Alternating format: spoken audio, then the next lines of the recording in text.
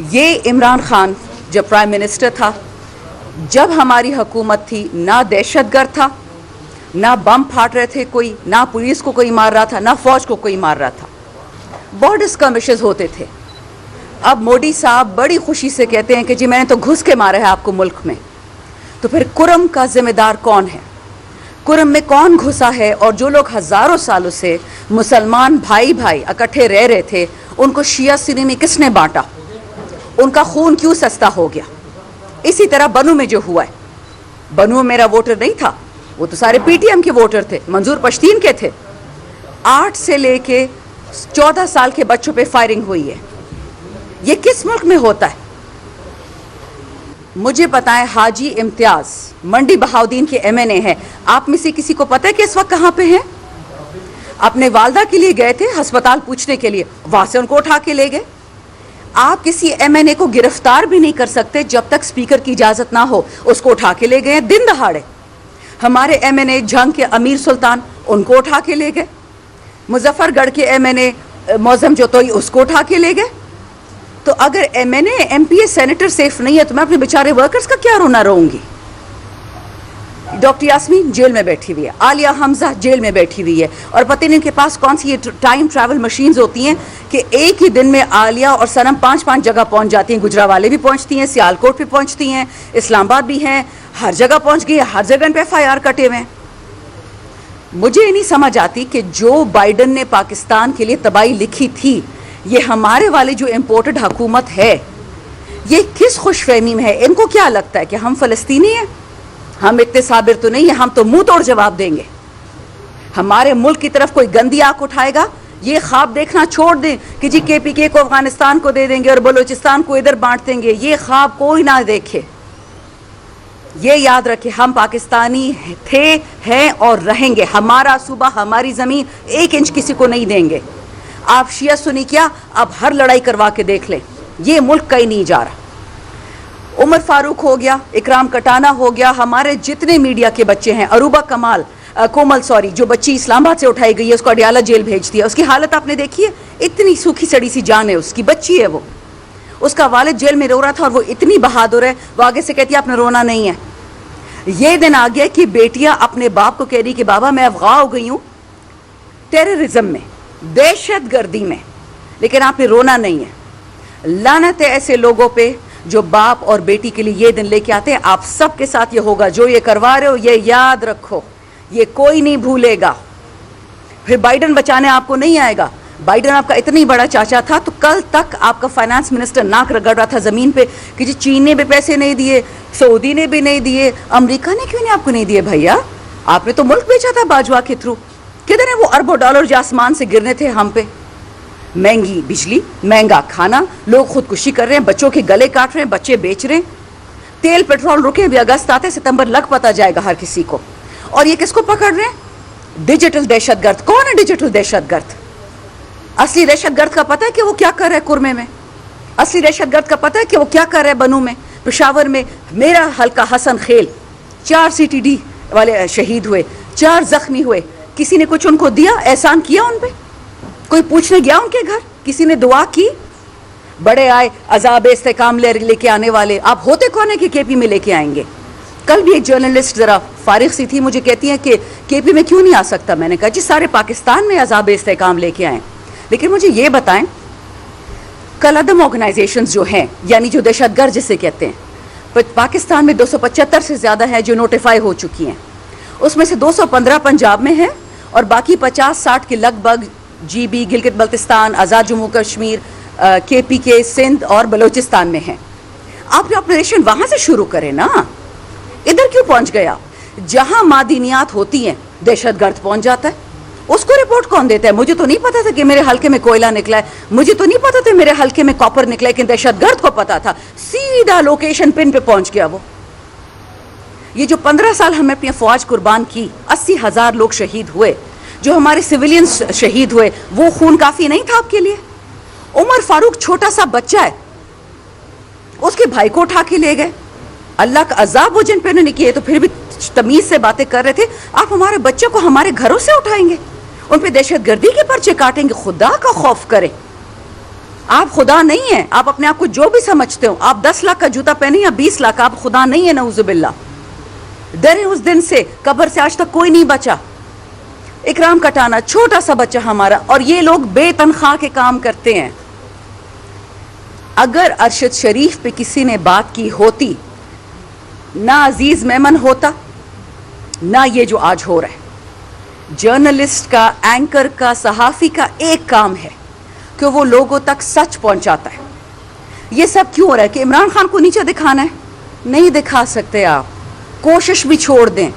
ये वो आदमी है इमरान खान जिसके लिए करबला में भी दुआ होती है और काबे में भी दुआ होती है। आप नहीं उसको हरा सकते, हार मान जाएं। ऐसा कोई बंदा आया ही नहीं पाकिस्तान में, कायदे आजम अब्दुल सत्तार ईदी, इनके अलावा, सॉरी मेरी जी बुढ़ापा गया है, मेरा मेमोरी जरा कमजोर हो गई है, इन दोनों के अलावा करबला और काबा में किसी के लिए दुआ नहीं हुई। सो ये जो जोर आप लगा रहे ना कि इमरान खान को तोड़ देंगे, आप इमरान खान को नहीं, पाकिस्तान को तोड़ रहे हैं, बहुत सक्सेसफुली तोड़ रहे हैं। मुझे बताएं, ये लोहे जरगा जो पश्तूनों का हो रहा है अक्टूबर में क्यों हो रहा है? अभी क्यों नहीं हो रहा? कुरम में जो हाल है, अभी सारे इकट्ठे बैठे। अक्टूबर का किस अच्छे मौसम में कौन जरगे करता है? सख्त मौसम में करें। आप समझ जाएं, जो इस मुल्क पे इस वक्त गंदी नजरें लगी हुई हैं, हमारी जौहरी हथियारों पे, हमारे सूबों पे, हमारे रेयर अर्थ मिनरल्स पे, हमारे सोने पे, हमारे कॉपर पे, ये आप नहीं अटकी हुई। आपको फारिग करना है फ़लस्तीन की तरफ और बादशाहों को दोबारा लेके आना है, जिसे हम कहते हैं नियो कलोनियलिज्म। नहीं चलेगी। अल्हम्दुलिल्लाह बड़े पुरअज़म है। KPK पे किताबें लिखी अंग्रेज़ों ने। अफगानिस्तान को 45 साल अमेरिका और ये बाकी डिफीट नहीं कर सके, रूस मिलके भी डिफीट नहीं कर पाए। ये हम पे नजरें रख रहे हैं, ख्वाब देखते रहें। खान साहब ने मजाक में एक दफ़ा कहा था कि 2 किस्म के लोग अल्लाह ने बनाए, एक इंसान एक पठान। तो क्यों जोर आजमाई करते हैं जहां आप नहीं जीत पाते? हमारा वर्कर, हमारी इज्जत है। कल भी एक खातून थी, मैंने उसकी वीडियो देखी, वो मरियम नवाज के साथ और एक और इनका MNA था, उसके साथ स्टेज पर खड़े होकर कहती है कि PTI में वर्कर की इज्जत है और कहीं नहीं है। अल्हम्दुलिल्लाह हमारे वर्कर हमारे भाई हैं, हमारी बहनें, हमारे बेटे। बूढ़ा भी निकलता है, बच्चा भी निकलता है। बेबी अमार को मियाँ फारूक इबाद के बेटे को मार दिया। खान ने उसको मैसेज भिजवाया जेल में कि आप बेशक प्रेस कॉन्फ्रेंस करके PTI छोड़ दे। उसने कहा बिल्कुल भी नहीं सर, अपने हाथ से अपना बेटा उसने दफन किया है। बड़ा दिल जिगरा चाहिए कि 5 साल के बेटे को कत्ल हुए बेटे को कोई डाल दे कब्र में। हमारे लड़के सड़ रहे हैं मिलिट्री ट्रायल्स में, हमारी खवातीन कोट लखपत में सड़ रही हैं। इमरान खान इस गर्मी में उसको 18 घंटे लोड शेडिंग दे रहे हैं और अल्हम्दुलिल्लाह हंसता मुस्कुराता बादशाहों की तरह कहता है कि ईमान नहीं बेच सकता। इन लोगों ने मुल्क भी बेच दिया। मुल्क माँ होती है। इन्होंने वो मुल्क भेजा है जिन्होंने हमें कोई ना कोई आइडेंटिटी दी, कोई पहचान दी। मेरे पास तो एक ग्रीन पाकिस्तानी पासपोर्ट है और एक ग्रीन ID कार्ड है। मैं कहाँ जाऊँ? आप कहाँ जाएंगे? हम वर्कर्स के लिए इसलिए बात कर रहे हैं कि हमेशा ये लोग छोटी चीज़ से शुरुआत करते हैं, बड़ी चीज़ पे पहुँचते हैं। कल को सारे पाकिस्तान को उठाएंगे, लेकिन ये याद रखें कोई डरने वाला नहीं है। मत हमें मजबूर करे कि वो रास्ता लें जिनसे दुश्मन को, बैरूनी दुश्मन को खुशी होगी। अकल करें, होश के नाखून लें, अपनी अना को साइड पे रखें और वतन के लिए फैसले करें। हम आपके साथ खड़े हैं, अमन के हर फैसले में, दोस्ती के हर फैसले में, हया, इज्जत, पनाह के हर फैसले हम आपके साथ खड़े हैं। लेकिन दुश्मनी करेंगे तो अपने वतन के साथ करेंगे। और ये याद रखें, हमारे लिए पाकिस्तान ज़रूरी है। हर इंसान से, हर पर्सनैलिटी से, हर इदारे से, हर मुल्क से पाकिस्तान हमारे लिए ज़रूरी है। फिर जो करना पड़ेगा हमारे बस में होगा हम करेंगे। पाकिस्तान का पहला गवर्नर जनरल, कराची में उसके लिए एम्बुलेंस नहीं मिलती है, 4 घंटे सड़क पे तड़पता है, फिर अस्पताल जाके वफात हो जाती है। वो शहीद था। यही लियाकत अली खान, जिसको कहा गया कि RCD सीटों सेंटो तोड़ो ताकि पाकिस्तान में कामयाबी ना आए, उसको शहीद किया गया। फातिमा जिन्ना जो मादरे मिल्लत थी, उसको गद्दार कह के शहीद कर दिया गया। बेनज़ीर भुट्टो को शहीद किया गया, उसके वालिद को शहीद किया गया, ज़ाउल हक को मारा गया।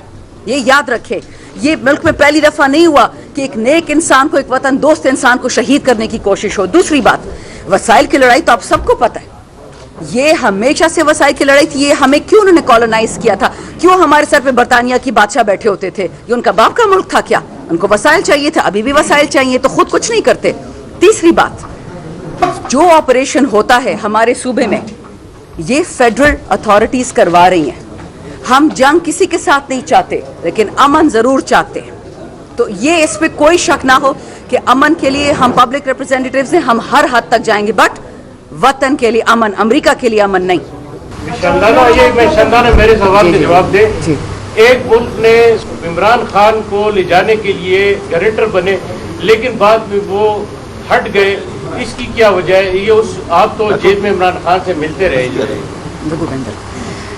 हमने 9 मई करके फौज से लड़ाई ले ली है, ये याद रखिए। नंबर 1, 9 मई इमरान खान और इमरान खान के किसी वर्कर ने नहीं किया, जो मिला उसको फांसी दें, ये लिखा वाले ने। दूसरी बात, 9 मई अगर इमरान खान ने करना होता वो अपने मुल्क पे अटैक ना करते, वो इंडिया पे करते, उस पर हिम्मत है, वो हमारे दुश्मन है।